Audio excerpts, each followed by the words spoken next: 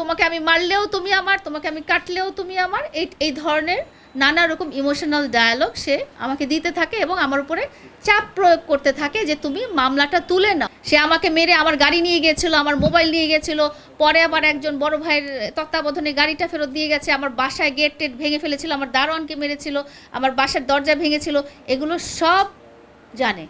So আগে পরে আরও ঝগড়াগুলো কিন্তু 20 দিন 25 দিন 1 মাস এরকম সে বাইরে ছিল। আমি বিভিন্ন জায়গায় ঘুরে ঘুরে ঘুরে ঘুরে ওকে খুঁজে নিয়ে আসতাম, রাঙামাটিতে ঘুরে খুঁজে নিয়ে আসতাম, এখানে যে খুঁজে নিয়ে আসতাম, সেখানে যে খুঁজে নিয়ে আসতাম। তো যদি এটা সাজানো ঘটনা থাকতো, যদি এটা নাটক থাকতো, যদি এটা আমাদের ভিউ বাড়ানোর উদ্দেশ্য থাকতো, তাহলে তো পুলিশের মতো এত বড় প্রশাসন তো এমনি এমনি একটা রিপোর্ট দিয়ে দিবে না। আমার মেডিকেল রিপোর্টও আছে, ডেফিনেটলি আমার মাথায় যে হিট করা হয়েছিল এবং আমার শরীরে বিভিন্ন স্থানে জখম হয়েছিল সেগুলো সব মেডিকেল রিপোর্টও আছে। তো প্রথম কথা আমি আপনাদেরকে এটা বলতে চাই যে মামলাটা মিথ্যা মামলা না, মামলাটা যথাযথ এবং সত্যি মামলা, এবং পুলিশের চার্জশিটে মামুন দোষী প্রমাণিত হয়েছে কারণ পুলিশ আমার সাথে ফোনেই ছিল এই ঘটনাটা পুরোটা টাইমটাতে। DHS area CCTV cover area, সমস্ত কিছু রেকর্ড আছে সেখানে। তো আমার প্রথম বক্তব্য হচ্ছে যে মামলাটা যেটা হয়েছে সেটা হচ্ছে একদম ট্রুথ, এখানে কোনো মিথ্যা বক্তব্য নাই, ঠিক আছে। 2 নাম্বার কথা হচ্ছে যে মামলাটা কিন্তু দায়ের করা হয়েছিল 13 ডিসেম্বর 2023 সালে, মানে পরের দিন। এটা পরের দিন আমি থানাতে যেয়ে আমি একটা অভিযোগ করে দিয়েছি এবং অভিযোগ প্রমাণিত হওয়ার কারণে মামলাটা সরকার দায়ের করেছেন, যেহেতু অভিযোগ প্রমাণিত হয়েছে। এবং তাকে যখন সে 13 তারিখ রাতেই যখন পুলিশ তাকে ধরার একটা করে অ্যাটেম্প নেয়, তখন ও বুঝতে পারে যে ওর নামে একটা মামলা হয়েছে। এবং আপনারা দেখতে পাবেন যে সে 2 দিন পরে কিন্তু সে আমার সাথে প্যাচ আপ করে ফেলে, ঝগড়াটা প্যাচ আপ করে ফেলে। আপনারা তো এর আগে পরে আরও ঝগড়া দেখেছেন। এই ঘটনাতে মামুন ঠিক 15 তারিখে সে কিন্তু আমার কাছে প্যাচ আপ করতে চলে আসে, ওর ভাইদেরকে বা ওর বন্ধুদেরকে আমার কাছে পাঠায় প্যাচ আপ করার জন্য।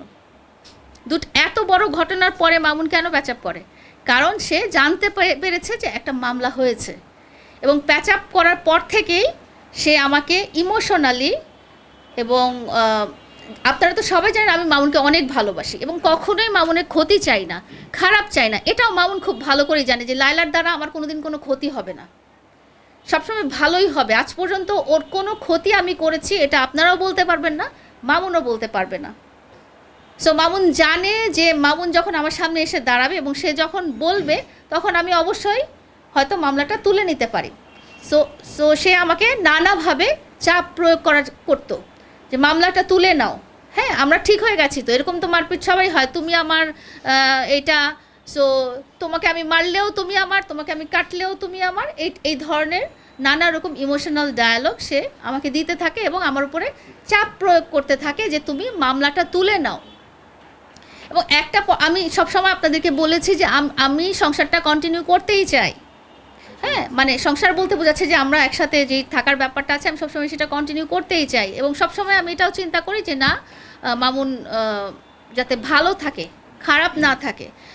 কিন্তু এদিকে সে আবার আমাকে চাপও প্রয়োগ করছে যে তুমি এটা মামলাটা তুলে নাও, মামলাটা তুলে নাও। কিন্তু মামলাটা যখন আমি রিয়েলাইজ করলাম যে মামুনের আচরণগত কিন্তু পরিবর্তন হয়েছে শুধুমাত্র মামলাটার কারণে, মামুন তার ভালো ব্যবহারটা আমাকে দেখিয়েছে শুধুমাত্র মামলাটার কারণে। তো একটা পর্যায়ে আমার যখন মনে হলো যে না, ও এত করে বলছে, ওকে সুযোগ দেই, ও বলছে আমাকে একটা সুযোগ দাও, হ্যাঁ আমাকে একটু সুযোগ দাও। তো তখন আমি যেটা হয়েছে যে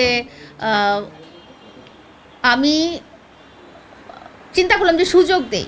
ও তার উকিল রকিব, যার ভিডিও আমি দেখালাম, ও কিন্তু মামুনের ক্লোজ ফ্রেন্ড। ও তার উকিলকে দিয়ে বলল যে তুমি আদালতে যাও, আদালতে যেয়ে তুমি এই মামলাটা প্রসেস করো এবং বলো যে লায়লা মামলাটা তুলে নিতে চায়, ঠিক আছে। তো রকিবকে টাকা পয়সা যা দেওয়ার সে আমার কাছ থেকে নিয়ে রকিবকে দিল এবং বলল মামলাটা যাতে তুলে, মামলাতে ইভেন যে সাক্ষী লাগে সেই সাক্ষীরাও হচ্ছে মামুনের বন্ধু, হ্যাঁ। তো তারপরে যেটা হয়েছে যে আমি রকিবকে বলছি, রকিব আমি কিন্তু সাইন করি নাই এখনও, কারণ আমার মনে হচ্ছে যে এই ঘটনা আবার হতে পারে। সাইন করি নাই এখনও, আর আবারও হতে পারে। এইরকম প্রসেস কিন্তু চলছে 1 মাস 2 মাস, এখন কিন্তু আজকে কিন্তু 6টা মাস। কিন্তু ওর প্রতি তো আমার ভালোবাসা কমে নাই, কিন্তু আমার মনে হয়েছে যে ওকে যদি বোঝানো না যায় যে তুমি যেটা কাজ করেছো সেটা ঠিক না, তাহলে ওকে তো আমি ভালো করতে পারবো না। ও এই কাজ আমার সাথে করার পরে অন্য কারোর সাথে, যেটা আপনারা দেখেছেন যে প্রোগ্রামের দিন সে আরেকজনকে মেরেছে, মাঝখানে আরও অনেকজনকে মেরেছে, সেগুলোর তো ভিডিও নাই। হ্যাঁ, তো এইটা এভাবেই চলছিল যে কেন 6 মাস ধরে এরকম করছে, এবং ও বলছে যে মামলা তুলে নেবে। আমি কখনোই বলিনি মামলা তুলে নিব। থানায় ফোন করতে বাধ্য করেছে যে বলো যে মামলা তুলে ফেলতে হবে, বা তুমি যাও থানায় যেয়ে মামলাটা তুলে নাও। তো আমি বলেছি যে আমি যাব না। ও আমাকে নিজে ফোন লাগিয়ে বলছে তুমি কথা বলো, আমার সামনে বসে আছে। মানে সে আমাকে ভয়ভীতি প্রদর্শন করে সে মামলাটা তুলে নেওয়ার একটা প্রক্রিয়া করছে। তারপরে যখন দেখলো যে রকিব আমাকে বুঝতে পেরেছে যে আমি মামলাটা তুলতে চাচ্ছি না, সে আরেকটা লয়ারের কাছে গেল এবং বললো যে আপনি জামিনের ব্যবস্থা করেন, এবং তারপরে আমরা দুজনে আদালতে যেয়ে আমরা আপোসনামা দিব। সেখানেও আমি বললাম যে ভাই আমি মামলাটা দেখতে চাই। তো এইভাবে করে মামলার যখন ডেটগুলো আসলো, আমি প্রবাবলি 3টা বা 4টা ডেট পেয়েছি, এবং এই 4টা ডেটের মধ্যে তিনটা ডেটেই সে আমাকে যেতে দেয়নি, আদালতে যেতে দেয়নি। আপনারা নিজেরা যখন দেখবেন বা জানবেন, আদালতে যে হাজিরা দিতে হয় সেই হাজিরা ডেটে আমি 3টা ডেটে যাইনি।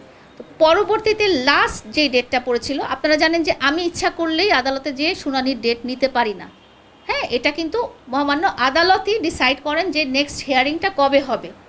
তো এটা লাস্টটা ছিল হচ্ছে মার্চ মাসের 14 তারিখে, যেদিন মামুন আমার বাসা থেকে চলে যায় তার আগে। ঠিক আছে, 30 তারিখ মেতে আদালত আমাদেরকে আরেকটা ডেট দিয়েছিল, এবং যখন সে গেল না তখন আমাকে আমার লয়ার বলল যে আপনি যদি বারবার আদালতে মিস করেন তাহলে আদালত বলবে যে এই মামলাটা হয়তো সিরিয়াস মামলা না, এটা হয়তো ফেক মামলা, কারণ আপনি বাদী হয়ে আপনি আদালতে উপস্থিত নাই।